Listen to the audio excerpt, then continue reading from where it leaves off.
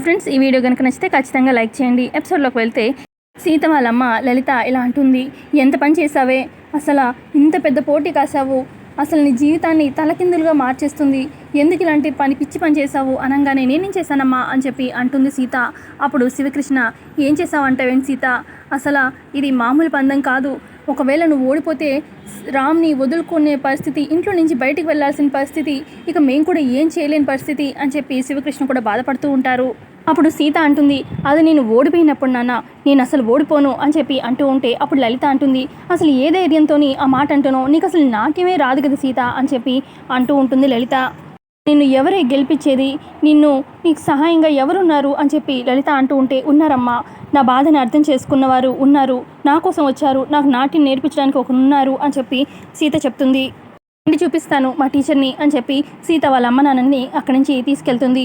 మరోపక్క చలపతి రేవతి ఇలా మాట్లాడుకుంటూ ఉంటారు. సీత వాళ్ళ అమ్మ నాన్నకి ఇన్ఫామ్ చేసినా కూడా ఏమీ ఉపయోగం లేకుండా పోయింది, ఇక ఏమైనా చేసేది ఉంటే ఆ విద్యా టీచరే ఏమైనా చేయాలి అని చెప్పి చలపతి రేవతి బాధపడుతూ ఉంటారు. మరోపక్క సుమతి దగ్గరికి తీసుకొస్తుందనమాట సీత వాళ్ళ అమ్మ నాన్నని. ఇక అక్కడ వాళ్ళ అన్నయ్య వదిన చూడంగానే అన్నయ్య వదిన అని చెప్పి మనసులో సంతోషపడుతూ ఉంటుంది సుమతి. టీచర్, వీళ్ళెవరో తెలుసా అని చెప్పి అంటూ ఉంటే సీత అప్పుడు సుమతి అంటుంది, తెలుసు, మీ అమ్మ నాన్న కదా అని చెప్పి అనగానే ఇక అందరూ షాక్ అవుతారు.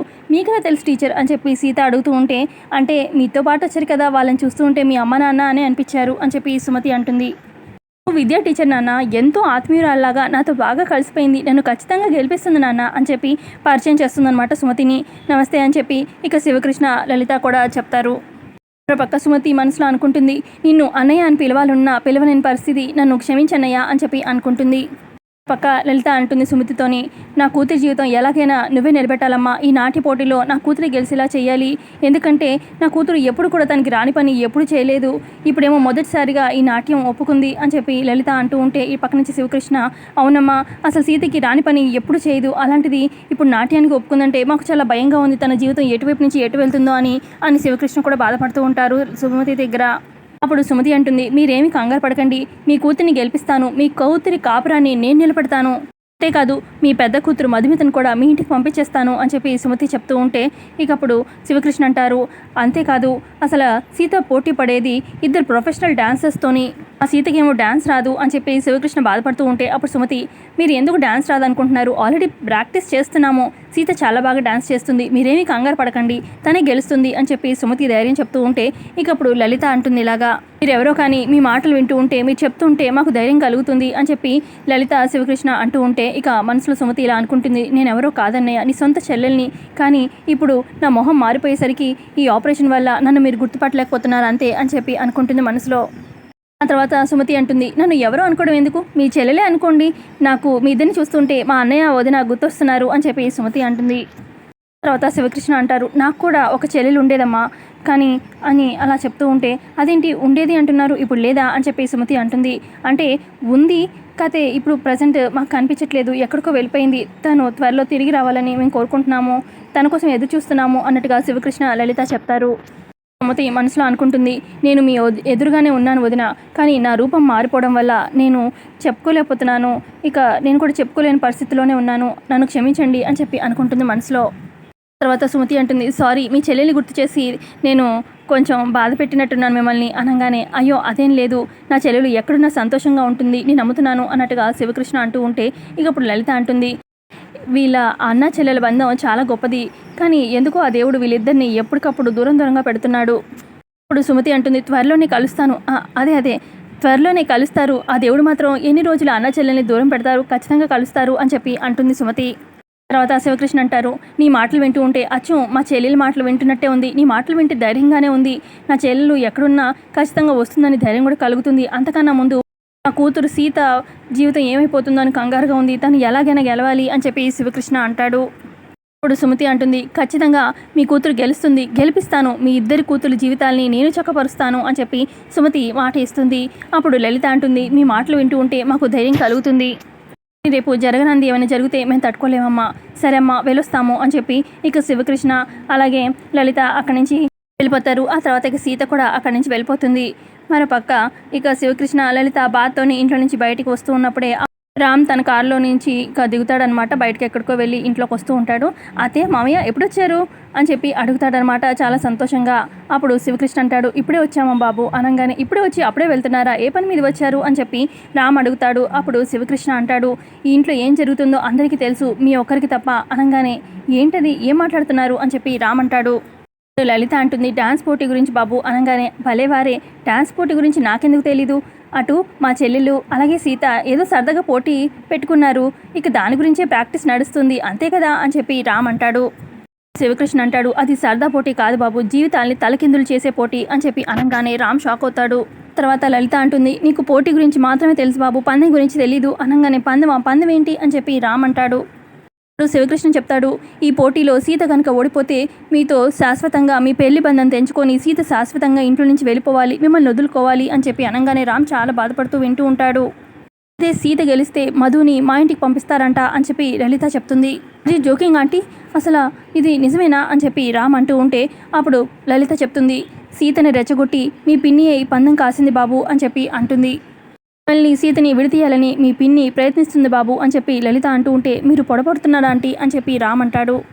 మా పిన్ని గురించి తెలీదు అని చెప్పి రామ్ అంటూ ఉంటే అప్పుడు శివకృష్ణ, అందుకే బాబు ఇంట్లో ఏం జరుగుతుందనేది మీకు తెలీదు అంటున్నాము, కానీ సీత కనుక ఇంట్లో నుంచి ఓడిపోయి మా ఇంటికి వచ్చిందంటే బ్రతకదు బాబు, మిమ్మల్ని వదిలి తను ఒక్క క్షణం కూడా ఉండలేదు. మీరు కనుక నిజంగా ఓడిపోతే ఇక మధుమిత నీ శాశ్వతంగా మీ ఇంట్లో ఉంచుకునే ప్రయత్నమే ఇదంతా మీ పిన్ని చేస్తుంది అనగానే అప్పుడు రామ్, అసలు ఇలాంటి పందానికి సీత ఎందుకు ఒప్పుకుంది అంకుల్.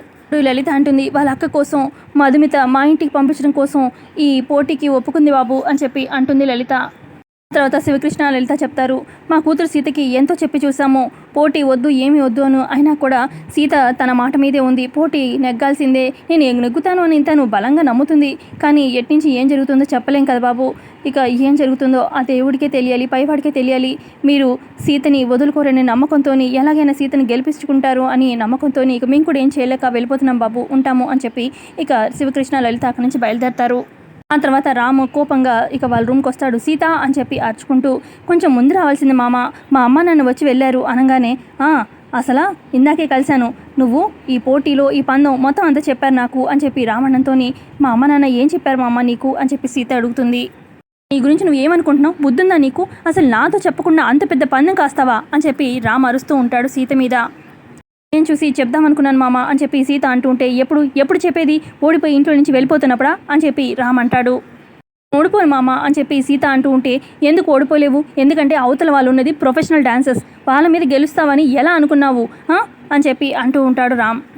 గెలిపిస్తానని మాట కూడా ఇచ్చావు కదా మామ అని చెప్పి సీత అంటూ ఉంటే, అది సరదా పోటీ అని చెప్పి మా చెల్లెలతో పోటీ పడుతున్నావు కదా అని చెప్పి నేను కూడా ఎంకరేజ్ చేస్తూ ఉన్నాను, గజ్జలు కూడా కొనిపెట్టాను, ఇది నాతో ఒక్క మాట కూడా చెప్పకుండా మా పిన్నితో పందెం ఎలా కాసావు అని చెప్పి రామ్ అంటూ ఉంటే, పందెం కాయాల్సి వచ్చింది మామ అని చెప్పి సీత అంటుంది. పందెం కాయాల్సిన అవసరం ఏంటి అంటే నన్ను వదులుకోవడానికి సిద్ధపడ్డావా అనగానే, అయ్యో మామ అలా ఒక్కసారి కూడా అనకు మామ అని చెప్పి సీత అంటుంది. కాదు మామ, మా అక్క గురించి అని చెప్పి సీత అంటూ ఉంటే, ఆపు సీత, ఇక మీ అక్క ప్రాబ్లం సాల్వ్ అవ్వగానే ఆటోమేటిక్గా మీ అక్కే వెళ్ళిపోతుందని చాలాసార్లు చెప్పాను, మా అక్క ఇక్కడే ఉంటే సమస్య తీరదు మామ, ఇంకా పెద్దదవుతుంది, అందుకే ఎలాగైనా మా అక్కని పంపించేద్దామని ఇలా చేశాను అని చెప్పి సీత అంటూ ఉంటే అప్పుడు రామ్, సరే ఓకే, నువ్వు గెలిస్తే మీ అక్క ఇంట్లో నుంచి వెళ్ళిపోతుంది, కానీ రెండో సైడ్ ఆలోచించావా, ఒకవేళ నువ్వు ఓడిపోతే నన్ను వదులుకొని ఇంట్లో నుంచి వెళ్ళిపోవాలి కదా, ఏదైనా జరిగితే మనం విడిపోవాల్సి వస్తుందని అది ఆలోచించలేదా సీత అని చెప్పి రామ్ అరుస్తూ ఉంటాడు సీత మీద. అప్పుడే సుమతి వచ్చి, అలా ఎప్పటికీ జరగదు బాబు, మీ ఇద్దరు విడిపోరు, సీతని గెలిపించే బాధ్యత నాది అని చెప్పి సుమతి అంటూ ఉంటే, అసలు మీరు భార్య భర్తల గొడవల మధ్యలో దూరకండి, మీరు దూరంగానే ఉండండి అని చెప్పి రామ్ అంటాడు.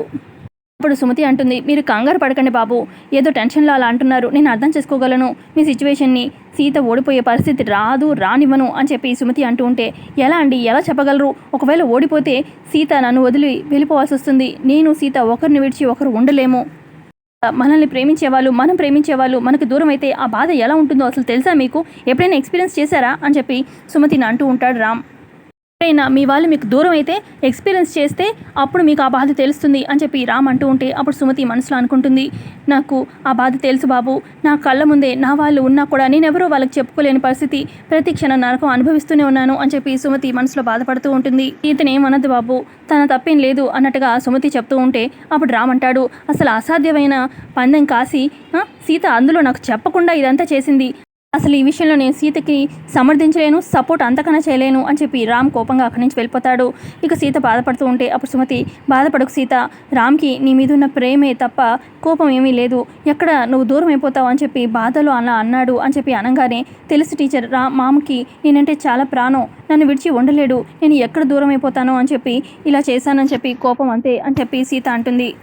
నువ్వు మామని ఎవరు విడదీయలేరు టీచర్, నా ప్రేమే నన్ను గెలిపిస్తుంది అని చెప్పి సీత సుమతితో అంటూ ఉంటే, మరోపక్క రామ్ బయటికి వెళ్ళి, నేను సీత విడిపోయే పరిస్థితి వస్తే ఎలా, సీతని విడిచి నేను ఉండలేను అని చెప్పి బాధపడుతూ ఉంటాడు రామ్. సీత గెలవాలి, సీత గెలవాల్సిందే, సీత గెలవాలంటే నేనేం చేయాలి అని చెప్పి రామ్ అనుకుంటాడు. సుమతి అంటుంది సీతతోని, నువ్వు ఎలాగైనా గెలుస్తావు సీత, నా ప్రాణం పెట్టైనా సరే నేను గెలిపిస్తాను, రామ్ బాధపడే పరిస్థితి నేను ఎట్టి పరిస్థితిలో తీసుకురాను అని చెప్పి మాటిస్తుంది సుమతి. మరోపక్క మహాలక్ష్మి ప్రీతి ఉషలతో మాట్లాడుతూ ఉంటుంది.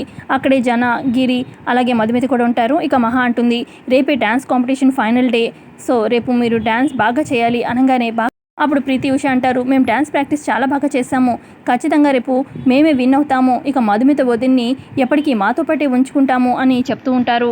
మహా అంటుంది, పోటీ అంత ఈజీగా ఉండదు, మనం చాలా జాగ్రత్తగా చెయ్యాలి, ఎలాగైనా మనమే గెలవాలి అని చెప్పి అంటూ ఉంటే అప్పుడు గిరి అంటాడు, నువ్వేం టెన్షన్ పడుకోదనా, మన మాస్టర్ ఏం తక్కువ వాడు కాదు, మన పిల్లల్ని ఎంత బాగా ట్రైన్ చేశాడు అని చెప్పి చెప్తూ ఉంటే, ఇక పక్కన ఉన్న మధుమిత, ఏదైనా సరే చివరి క్షణం వరకు మనం జాగ్రత్తగానే ఉండాలి, ఎందుకంటే సీతని నమ్మలేము, తను గెలవడం కోసం ఏదైనా చేస్తుంది అని చెప్పి మధు అంటుంది. తర్వాత జనార్దన్ అంటారు, అటు సీత తీసుకొచ్చిన టీచర్ కూడా ఏమి తక్కువ డాన్సర్ లాగా అనిపించట్లేదు, వాళ్ళ ప్రాక్టీస్ నేను చూశాను, బాగానే ప్రాక్టీస్ చేస్తున్నారు అని చెప్పి అనగానే అప్పుడు మహా, అదేంటి జన అలా అంటావు, మన పిల్లల ప్రాక్టీస్ నువ్వు చూడలేదా అనగానే, చూశాను, కానీ అవతల వాళ్ళ బలం కూడా మనం తెలుసుకోవాలి కదా, అప్పుడే కదా మనం ఎంత బాగా పర్ఫామ్ చేయాలనేది తెలుస్తుంది, వాళ్ళ సైడ్ నుంచి వాళ్ళు బాగానే ప్రాక్టీస్ చేస్తున్నారు, అదే చెప్తున్నాను అని చెప్పి జన అంటాడు. తర్వాత మధు అంటుంది, సీత లాస్ట్ మినిట్లో ఎలాంటి ట్రిక్స్ అయినా ప్లే చేస్తుంది, జాగ్రత్తగా ఉండమని చెప్తున్నాను అని చెప్పి మధు అక్కడి నుంచి వెళ్ళిపోతుంది.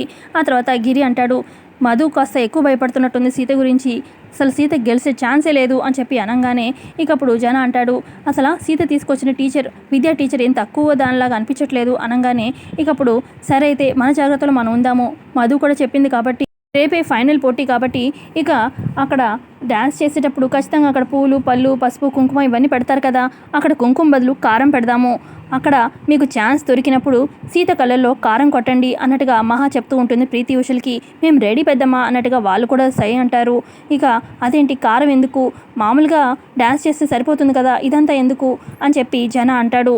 ఇక పక్కనున్న గిరి, ఇదైతే మంచి ఆలోచన వదిన, ఎందుకంటే సీత కళ్ళల్లో కారం కొడితే ఇక కళ్ళే ఓపెన్ చేయలేదు, ఇంకా డ్యాన్స్ ఏం చేస్తుంది, ఇక ఖచ్చితంగా ఓడాల్సిందే అని చెప్పి ఇక గిరి కూడా అంటూ ఉంటే, అప్పుడు జనార్దన్ అంటాడు, అయినా కళ్ళల్లో కారం కొట్టి ఇలా మోసంతో గెలవడం అయితే కరెక్ట్ కాదు అని చెప్పి అనగానే, లేదు చూడు జన, డిస్కషన్ ఓవర్, ఎలాగైనా మనం గెలవాల్సిందే, మధుమిత కోసం ఇదంతా మనం చేస్తున్నాం కాబట్టి ఇదేమీ తప్పు కాదు, ప్రీతి ఉష రేపు మీరు గెట్ రెడీ అనగానే రెడీ అని చెప్పి ఇద్దరు అంటారు.